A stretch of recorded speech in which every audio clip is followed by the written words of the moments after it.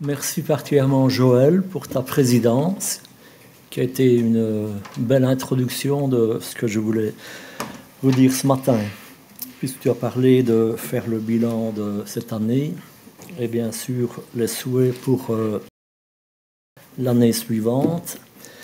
Et donc, je ne sais pas si vous vous souvenez, lors de ma dernière prédication, il y a 3 mois je pense, j'avais parlé de l'épître de Jacques. Et j'avais réussi seulement à parler du premier chapitre. Et donc je vous avais proposé, si vous le souhaitiez, de continuer. Et devant l'enthousiasme, j'ai donc préparé cette deuxième partie. Mais je vais quand même faire un résumé pour ceux qui auraient oublié, dont moi y compris. Il a fallu que je me replonge dans les notes pour me rappeler ce que j'avais dit la première fois. Donc, vous êtes excusés si vous aviez oublié, je ne vais pas faire d'interrogation. Alors, rappel donc de ce premier chapitre et d'une façon générale de ce que Jacques veut nous dire. Donc, Jacques, c'est un des frères de Jésus, un responsable d'une église, qui a écrit cette lettre plus ou moins en 49 après Jésus-Christ. Il s'adresse aux chrétiens qui avaient été dispersés par la persécution, et il se faisait du souci parce que certains d'entre eux, au contact d'un monde d'incrédules, auraient pu, plus ou moins, si pas oublier leur foi, en tout cas que ce soit atténué à force de vivre dans un monde avec d'autres valeurs.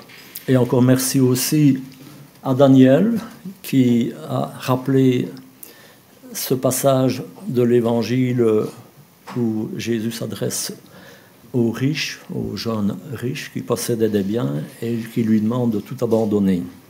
C'est un peu dans ce contexte le danger de fréquenter un monde d'argent. Petit à petit, on se laisse séduire, Satan est puissant, et qui en arrive même donc à, il a craigné en tout cas Jacques, qu'ils contredisent l'Évangile par leurs actes. Et donc Jacques s'attaque à ces dérives. Il ne faut pas seulement parler de la foi chrétienne, mais il faut la vivre. Et j'avais déjà passé cette petite image, donc on peut résumer la lettre de Jacques à la foi en action. Et donc la phrase c'est « Mes frères et sœurs, à quoi sert-il à quelqu'un de dire qu'il a la foi s'il n'a pas les œuvres ?» Tout le dilemme entre la foi par la grâce et les œuvres. La foi peut-elle sauver? Une vie transformée est la preuve que notre foi est réelle. La foi véritable produira nécessairement de bonnes œuvres, et c'est donc le thème principal de cette lettre. Et il donne une série de conseils pratiques. Donc, un rappel rapide de ce chapitre 1. Par les épreuves, Dieu veut nous conduire à une maturité spirituelle et à une certaine perfection. Et nous devons remercier Dieu d'être présent à nos côtés dans les moments de souffrance. Et s'il ne peut pas nous régler les problèmes, il peut au moins nous donner la force de les endurer. Le Seigneur ne va pas nous abandonner ni nous laisser seuls. Avec nos difficultés, il sera près de nous. Deuxième partie importante de ce premier chapitre, les richesses ne sont rien pour Dieu. La vraie richesse consiste à développer notre vie spirituelle plutôt que nos finances. C'était le problème du jeune homme riche. Dieu s'intéresse à ce qui dure et non à ce qui est temporaire, l'argent et nos biens. Jacques aborde aussi la tentation. La tentation ne vient pas de Dieu, mais des désirs mauvais qui sont en nous. Il faut mettre un terme à la tentation pour qu'elle ne devienne pas trop forte et que nous en perdions le contrôle. Et enfin, Jacques aborde l'écoute, la parole et la colère. Il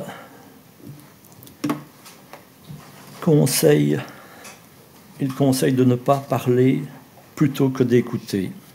Il est important d'écouter ce que dit la parole, mais surtout lui obéir.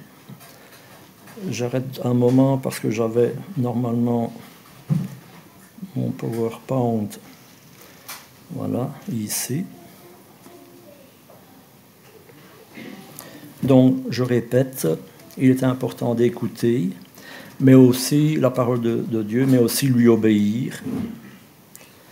Mettons-nous en pratique ce que nous avons appris. Et vous voyez là un monsieur qui a l'air assez méchant. Visiblement, il n'a pas l'air d'avoir très compris ce que signifie le message d'amour de Dieu. Alors, on va maintenant arriver au chapitre 2, qui est en fait plus ou moins en deux parties. D'une part, Jacques continue à encourager les chrétiens à se comporter avec justice dans la société. Et deuxièmement, il parle d'un discours un peu plus théologique, je dirais, sur la relation entre la foi et l'action. Alors, on va évidemment lire quelques versets.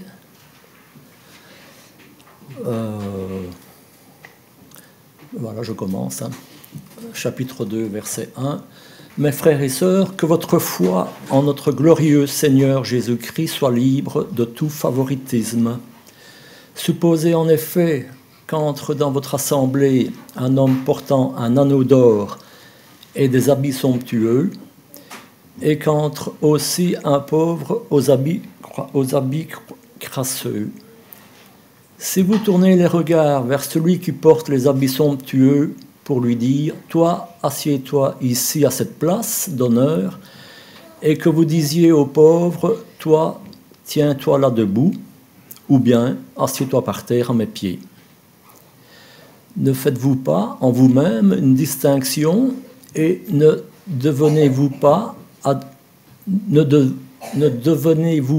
des juges au mauvais raisonnement. Écoutez, mes frères et sœurs bien-aimés, Dieu n'a-t-il pas choisi ceux qui sont pauvres aux yeux du monde pour les rendre riches dans la foi et héritiers du royaume qu'il a promis à ceux qui l'aiment? Et vous, vous méprisez le pauvre. N'est-ce pas les riches qui vous oppriment et qui vous traitent devant les tribunaux? N'est-ce pas eux qui insultent le beau nom que vous portez? Si vous accomplissez la loi royale d'après l'Écriture, tu aimeras ton prochain comme toi-même, vous faites bien. Mais si vous faites du favoritisme, vous commettez un péché. La loi vous dénonce comme étant coupable. De fait, la personne qui obéit à toute la loi, mais qui pêche contre un seul commandement, est en faute vis-à-vis de l'ensemble. En effet, celui qui a dit « tu ne commettras pas d'adultère » a aussi dit « tu ne commettras pas de meurtre ». Si tu ne commets pas d'adultère, mais que tu commets un meurtre, tu es coupable d'infraction à la loi. Parlez et agissez comme des personnes appelées à être jugées par une loi de liberté. Car le jugement est sans compassion pour qui n'a pas fait preuve de compassion. La compassion triomphe du jugement.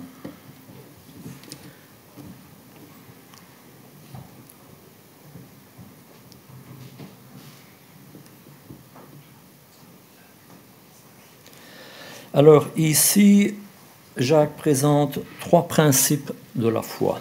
Premièrement, l'engagement est un aspect essentiel de la foi. Il ne suffit pas d'affirmer des doctrines justes, ni d'accepter des affirmations bibliques pour être un chrétien. C'est quand même fort, hein? Le cœur et l'esprit doivent être tout entiers consacrés à Christ.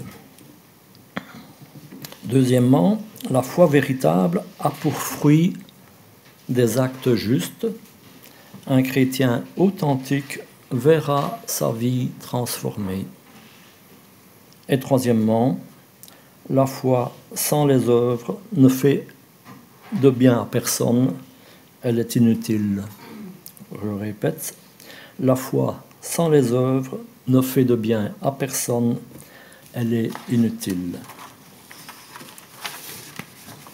L'enseignement de Jacques est en accord avec celui de Paul quand il souligne que nous recevons le salut par la foi seule. Vous savez qu'on a évidemment toujours un peu opposé ces deux apôtres, Jacques insistant sur les œuvres et Paul disant la foi seule suffit.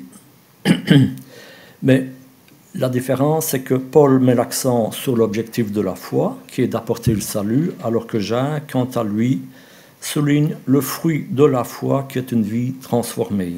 En fait, il n'y a pas de contradiction, alors que certains ont voulu le faire, mais il n'y en a pas. Alors, on va revenir sur les différents versets. Donc, bien souvent en société, on a tendance naturellement à s'approcher des gens bien.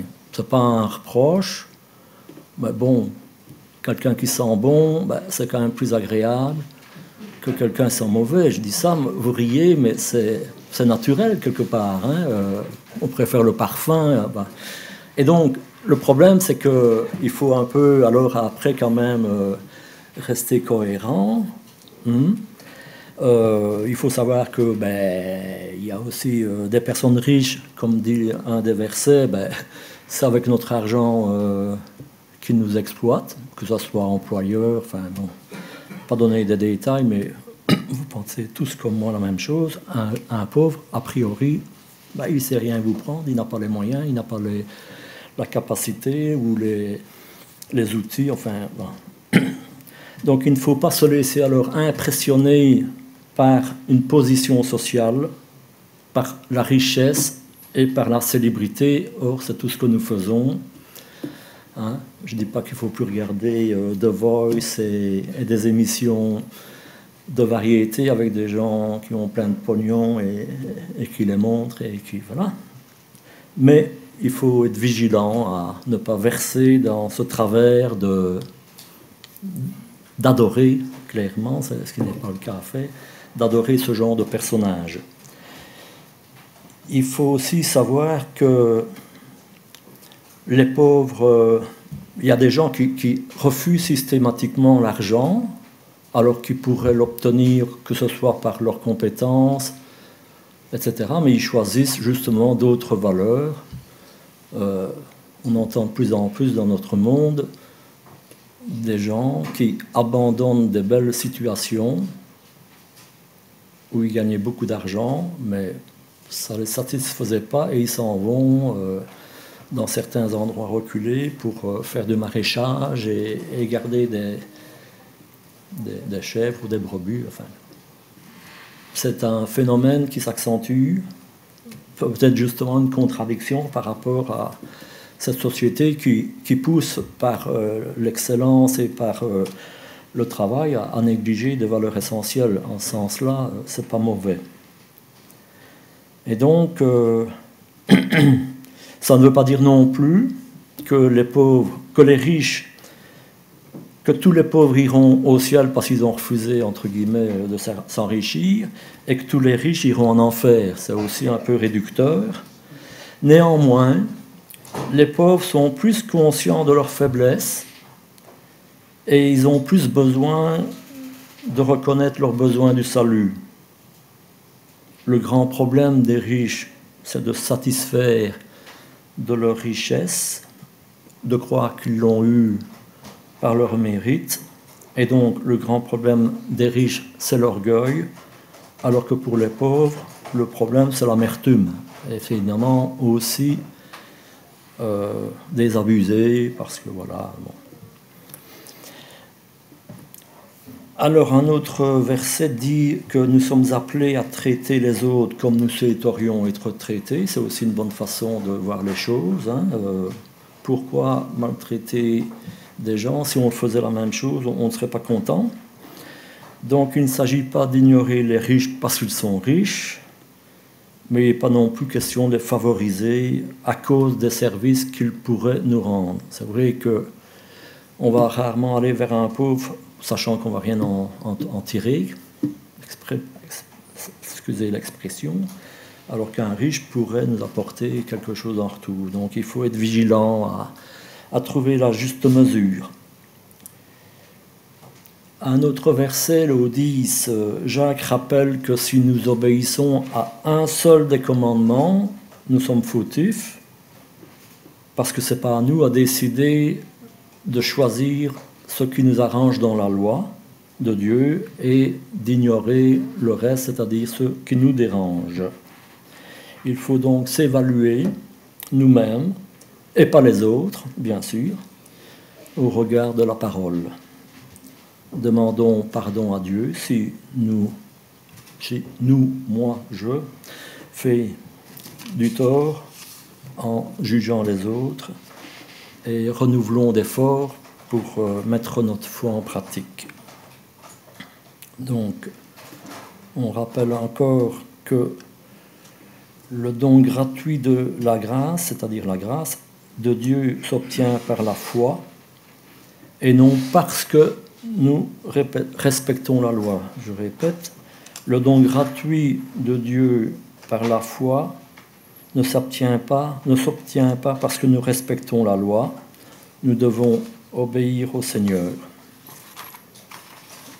Et bien sûr,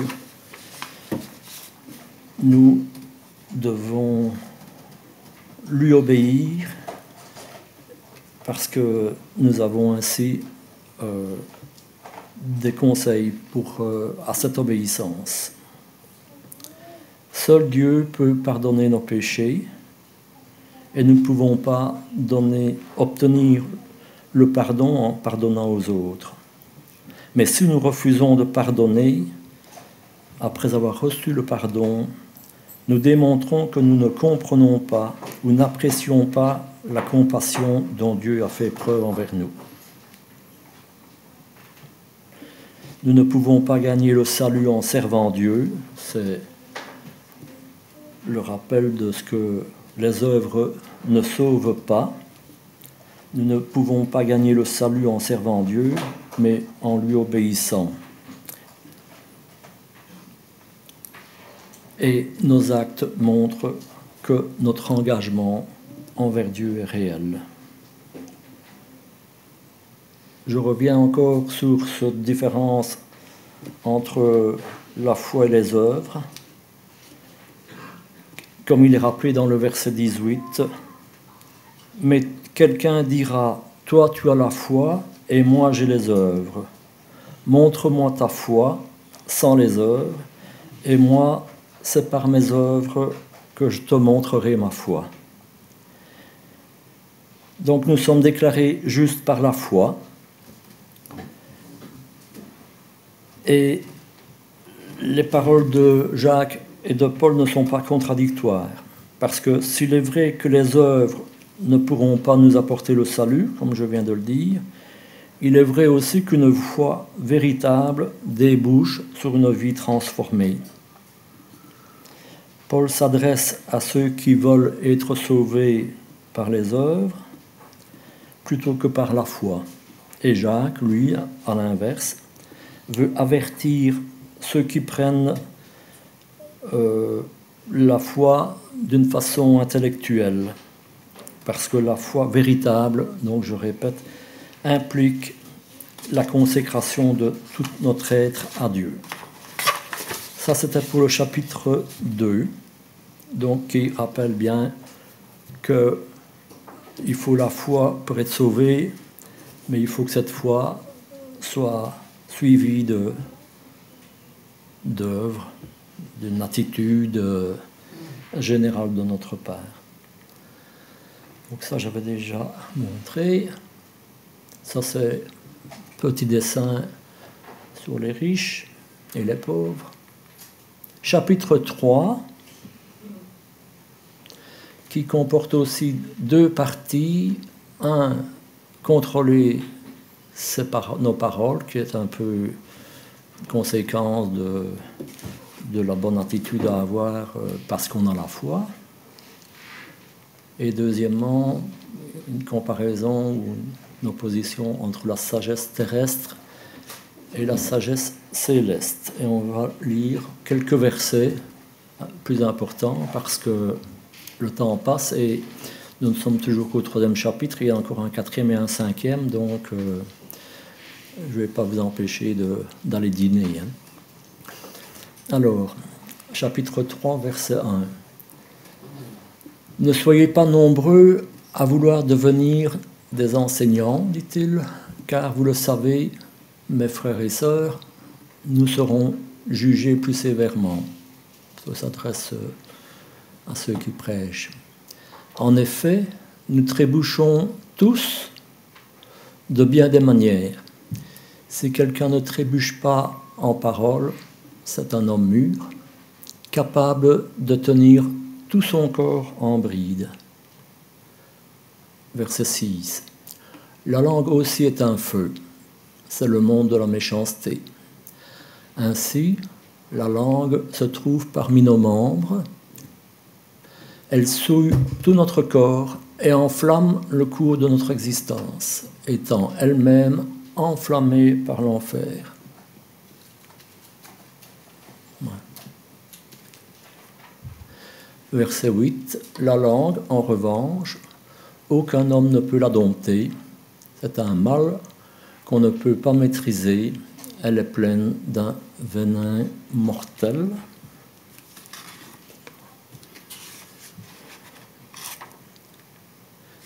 Et alors, 13 à 15. Lequel parmi vous est sage et intelligent, qu'il montre par un bon comportement ses œuvres, empreintes de douceur et de sagesse.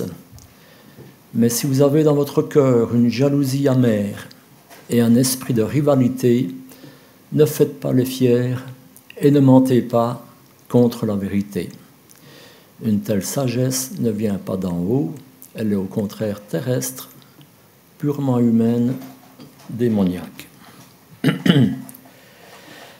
Donc dans le premier verset, donc Jacques met en garde ceux qui enseignent sur la grande responsabilité qui leur incombe, car leurs paroles et leurs actes auront un impact sur la vie spirituelle de ceux à qui ils s'adressent.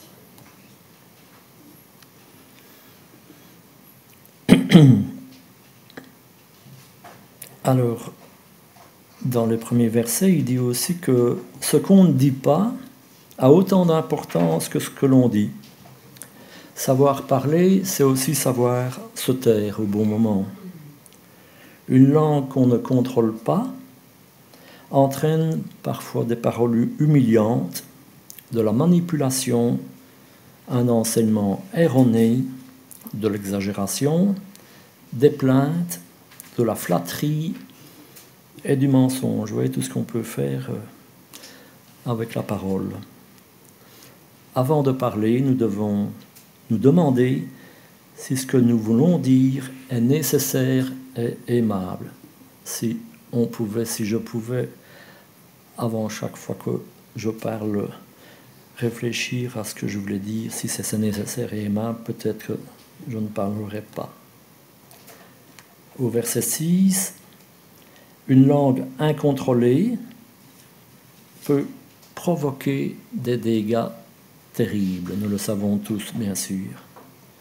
Satan l'utilise pour diviser les hommes et les monter les uns contre les autres. Des paroles futiles et remplies de haine causent des dommages en répandant la destruction. Et une fois prononcées, écoutez bien, une fois prononcées, personne ne peut en contrôler les effets. Donc ne parlons pas à la légère, car quelques paroles prononcées dans la colère peuvent détruire une relation. Peut-être tout le monde a déjà vécu. Une relation qui a mis des années à se construire. Avant de parler, souvenons-nous que les mots sont comme le feu. On ne peut ni contrôler ni réparer les dommages provoqués par ce feu. Tiens, j'avais encore des versets là. Je vais relire ces versets parce que c'est vrai qu'à un moment donné, je vais sûrement devoir en parler. Donc, on revient au chapitre 3, verset 16. En effet, là où il y a de la jalousie et un esprit de rivalité, il y a du désordre et toutes sortes de pratiques mauvaises. La sagesse d'en haut est tout d'abord pure, ensuite porteuse de paix, douce, conciliante, pleine de compassion et de bons fruits. Elle est sans parti pris et sans hypocrisie. Le fruit de la justice est semé dans la paix par ceux qui travaillent à la paix. Vous voyez, toutes des paroles très apaisantes de Jacques, très pratiques aussi quelque part. Alors, donc, au verset 8, on a dit que personne ne peut maîtriser la langue, vous avez entendu. Mais par contre, nous pouvons apprendre à diminuer les dégâts qu'elle provoque. Et surtout, nous devons aussi savoir et apprendre que nous ne pouvons pas combattre ce feu tout seul, par notre propre force. Il faut l'aide du Saint-Esprit, qui nous aidera à apprendre à mieux contrôler. Ainsi, par exemple, lorsque nous sommes offensés, l'Esprit nous rappellera l'amour de Dieu et nous évitera de réagir de façon agressive. Parce qu'il y a beaucoup de gens qui disent aussi moi, c'est pas moi qui ai commencé, c'est l'autre. Un peu facile de se dédouaner, mais bien souvent, il faut aussi apprendre à ne pas réagir à des paroles blessantes et ne pas rendre le mal pour le mal. Dans d'autres versets, nous sommes parfois aussi étonnés par ce qui sort de notre bouche. Parfois, nous sortons des paroles justes et agréables à Dieu. Et parfois aussi, nous avons des paroles violentes et destructrices. Laquelle de ces deux manières de parler reflète notre véritable nature? Nous avons été créés à l'image de Dieu, mais la langue nous renvoie l'image de notre nature pécheresse. Le Seigneur œuvre pour nous transformer de l'intérieur. Lorsque le Saint-Esprit purifie notre cœur, il nous accorde aussi la maîtrise de soi, afin que nous parlions d'une façon agréable à Dieu. Alors, si vous vous rappelez, dans les deux parties, j'avais parlé de la sagesse terrestre et céleste, et c'est donc le verset 13 à 18 qui en parle, on peut les remettre. La sagesse se mesure à notre attitude.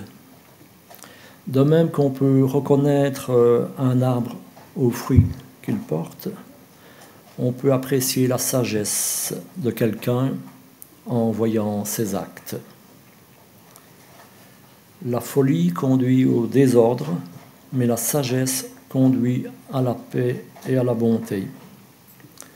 Sommes-nous alors tentés de faire escalader un conflit, de contribuer à propager des rumeurs et d'attiser le feu de la discorde?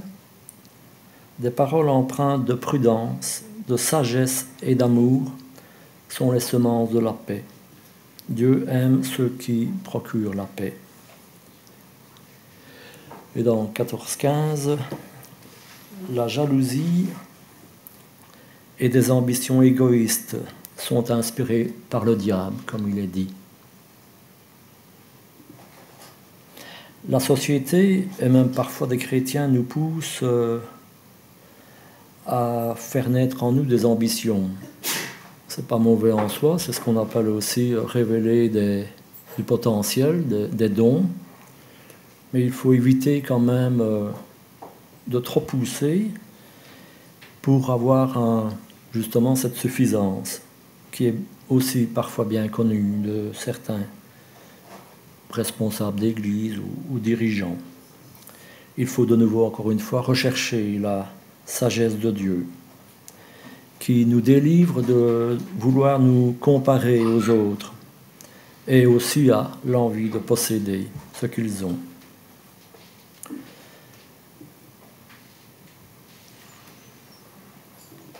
Petit dessin bien connu de quelqu'un qui propage des rumeurs, et vous voyez ce que ça donne, tiré de Astérix et Obélix, toute notre jeunesse. On va arriver aux conclusions. Et donc, quand je vous expliquais l'antagonisme entre Paul, enfin, ce que certains ont propagé entre Paul et Jacques, Paul, le salut par la foi, Jacques, la foi en acte. Il faut savoir que Luther lui-même, à l'époque, lorsqu'il a fait cette dissidence, appelait l'épître de Jacques une épître de paille. Vous savez que la paille, c'est fin, c'est volatile, vous voyez comme il était dur avec cette épître qui est pourtant pour moi quelque chose d'admirable. Et je pense qu'après l'avoir quand même travaillé, j'en suis de plus en plus convaincu. Et je reviendrai à la fin là-dessus. Et donc, ainsi, Luther montrait qu'il n'avait pas su comprendre que Jacques, d'une part, ne voulait pas écrire un ouvrage de théologie, mais qu'il voulait reprendre et redresser. Et on a tous besoin d'être repris et redressés. Il nous faut d'abord écouter le Maître et son serviteur, Paul, qui nous rappelle le salut par la grâce, mais aussi après laisser Jacques, un autre serviteur de Dieu, nous persuader d'entendre et de suivre ce qui est donné par la parole de Dieu. Il ne faut pas négliger cet aspect de la foi. Et donc Jacques écrit une exhortation à des croyants. Dès que l'évangile a été reçu, il importe aux disciples de vivre la foi chrétienne. Il y a bien sûr des bénédictions à accepter le Seigneur, mais il y a aussi des devoirs. Et je pense que tous ceux qui prônent le salut par la foi oublient justement ces devoirs à remplir. Jacques donc s'efforce d'enseigner quels sont ces devoirs. C'est vraiment une épître très pratique de la façon de se comporter tous les jours, dans notre langage et dans nos actes bien sûr. Et donc, il enseigne les devoirs et il presse le lecteur, donc nous, donc moi, à les assumer afin de mettre en pratique cette parole. Et je voulais rebondir sur ce que je disais là. Vous savez que nous avons eu une belle campagne d'évangélisation. Je sais bien qu'on revient chaque fois là-dessus, mais c'est tellement important de souligner les aspects positifs de quand une église fonctionne. D'une part parce que nous avons annoncé l'évangile et aussi parce que nous nous sommes mobilisés, chacun à sa façon, pendant cette quinzaine. Et donc nous avons l'intention, mais ça on en reparlera, notamment par la réunion de membres du 12 janvier, on va vous proposer une série d'activités à faire durant l'année dans cet esprit de évangélisation, mais d'un mode un peu plus doux, plus espacé, parce que c'est vrai que ça représentait quand même tout un travail pour tout un chacun. Et donc voilà, je trouvais que si j'ai pas parlé du Nouvel An, des réveillons, un message plus centré sur cette nouvelle année, je pense que c'est une façon de le faire en vous incitant déjà à remettre ça dans la prière et à attendre avec impatience le programme que nous allons vous suggérer et aussi attendre bien sûr des propositions parce que voilà. Je propose de terminer par la prière. Merci encore Seigneur pour ce précieux enseignement, pour cette belle épître de Jacques, qui n'est bien sûr pas en contradiction avec ta parole, bien sûr, puisqu'elle est elle-même, tu as mis dans le cœur de Jacques ce besoin d'être pratique, de parler de l'attitude, notre attitude à avoir en face des personnes qui nous entourent, qu'ils soient riches ou pauvres, jeunes ou vieux, blancs, noirs et autres couleurs, Seigneur. Tu nous as appelés, Seigneur, à vivre notre foi de façon pratique, à annoncer cette bonne nouvelle du salut à tous ceux qui sont encore perdus, qui sont dans ce monde avec tout ce que ça représente de bienfaits, de tentations, de plaisirs. Mais nous savons, Seigneur, parce que nous avons cru en toi, que tout cela est bien éphémère, que quand nous partirons seuls, sans vêtements, sans nos biens.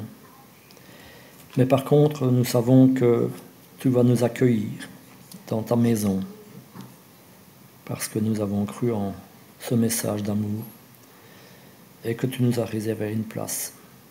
Je te demande vraiment, Seigneur, que ce qui a été dit ce matin puisse travailler les cœurs, que nous puissions chacun à notre façon les mettre en pratique.